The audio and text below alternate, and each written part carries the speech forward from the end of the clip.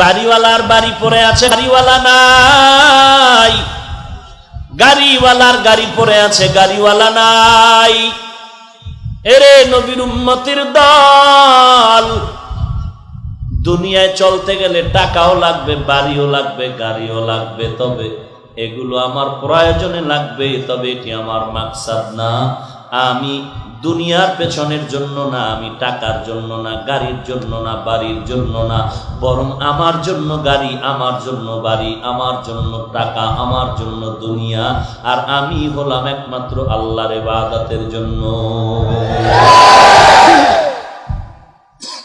এই জন্য উলামায়ে কেরাম বলেন, টাকা পয়সা গাড়ি বাড়ি কার জন্য রহমত আর কার জন্য গজব বুঝবা কি করে? যেই বান্দার টাকা পয়সা গাড়ি বাড়ি বৈধ পন্থায় হবে, বৈধ পন্থায় খরচ হবে, তার জন্য টাকা পয়সা গাড়ি বাড়ি নেয়ামত আর রহমত। আর যার টাকা পয়সা গাড়ি বাড়ি অবৈধ পন্থায় হবে, তার গাড়ি বাড়ি টাকা পয়সা গজব। আল্লাহ বলেন এদের জন্য ওয়াইল নামক জাহান্নাম। ওয়াইলুল লিকুল্লি হুমাযাতিল লুমাযা আল্লাযী জামাআ মালান ওয়া আদ্দাদা ইয়াহসাবু আন্না মালাহু আখলাদা। টাকাওয়ালারা টাকা গুনে আর বলে বাড়লো কত, বাড়লো কত, বাড়লো কত, এই মাল আমাকে বাঁচায় দিবে, আর ধ্বংস হবে না, ধ্বংস হবে না। আল্লাহ বলেন খবরদার, কাল্লা, সাবধান, লা ইউমবাযান্না ফিল হুতামা, অবশ্যই তোমার এই মাল হুতামা নামক জাহান্নামে নিয়ে যাবে। আল্লাহ বলেন নবী জানেন, ওয়ামা আদরাকা মাল হুতামা, হুতামা নামক জাহান্নামটা কেমন? আল্লাহ নিজে জবাব দিয়া বলেন, নারুল্লাহিল মুকাদা, এটা আমি আল্লাহর আগুন। আমি আল্লাহর আগুন মানি, আমি আল্লাহ যত বড়, আমার বানানো আগুনের তাপমাত্রাও তত বড়। বলে কেমন বড়? দুনিয়ার আগুন হাত লাগলে হাত জ্বলে, পা লাগলে পাও জ্বলে, অন্য জায়গায় লাগে জ্বলে না। আর জাহান্নামের আগুন এত ভয়ঙ্কর, শরীরের যে কোনো জায়গায় লাগা মাত্র কলিজা পর্যন্ত ভুনা হয়ে যাবে। আল্লাহ তাআলা বারবার বলেন, বান্দা গুনাহ করেছো, তওবা কর। তওবার দরজা আমি আল্লাহ খুলে রাখলাম।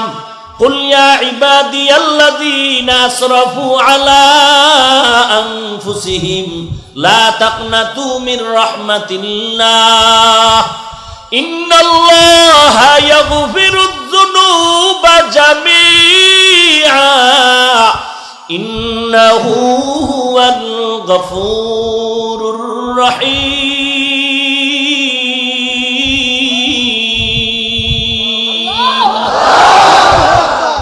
আমি আল্লাহর মতো গফুর কেউ নাই, রহমান কেউ নাই, গফফার কেউ নাই। ওরে আল্লাহর বান্দা, পাহাড় সম পরিমাণ গুনাহ করেছো, তওবা কর, চোখের পানি ছেড়ে দে, গালের নিচে পানিটা আসার আগেই সব গুনাহ মাফ হয়ে যাবে।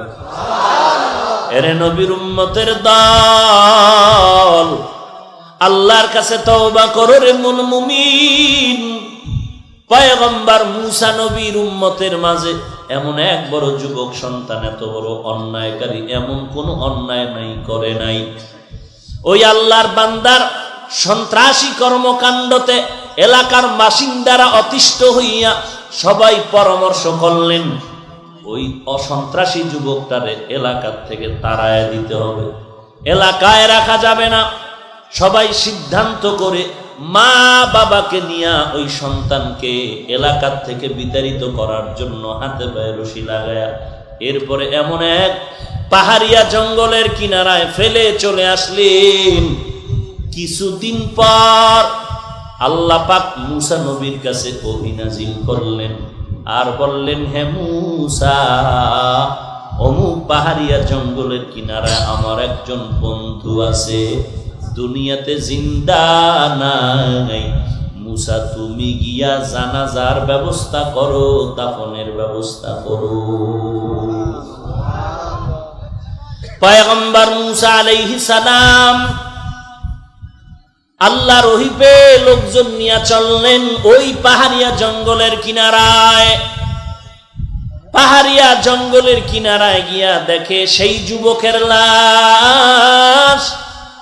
যেই যুবকে সবাই মিলে হাতে পায়ে রশি দিয়া বেঁধে জংলায় ফালাইলাম, এত বড় সন্ত্রাসী, এত বড় চাঁদাবাজ, এত বড় জালেম, সেই যুবকের ব্যাপারে কি আল্লাহ ওহী নাজিল করলেন? এই যুবক নাকি আল্লাহর বন্ধু। জানাজা পড়ানোর ব্যবস্থা করার জন্য আল্লাহ আমি মুসাকে বললেন, আল্লাহর রহিমতে মুসা নবী জানাজা পড়ায় দিলেন, দাফন করেন। দাফনের পরে আল্লাহর কাছে জানতে চাইলেন, আল্লাহ এই বান্দাকে এলাকার সব মানুষ মিলিয়া সন্ত্রাসী কর্মকাণ্ডতে অতিষ্ঠ হয়ে সবাই হাতে পায়ে রশি দিয়া বেঁধে জংলায় ফালায় দিল, বুঝতে পারি নাই এই বান্দা আপনার বন্ধু হয়ে গেল কিভাবে? আল্লাহ আবার ডাক দিয়া বললেন, হে মুসা, তুমি কি জানো না আমি আল্লাহর একটা নাম রহমান? তুমি কি জানো না আমি আল্লাহর একটা নাম গফফার?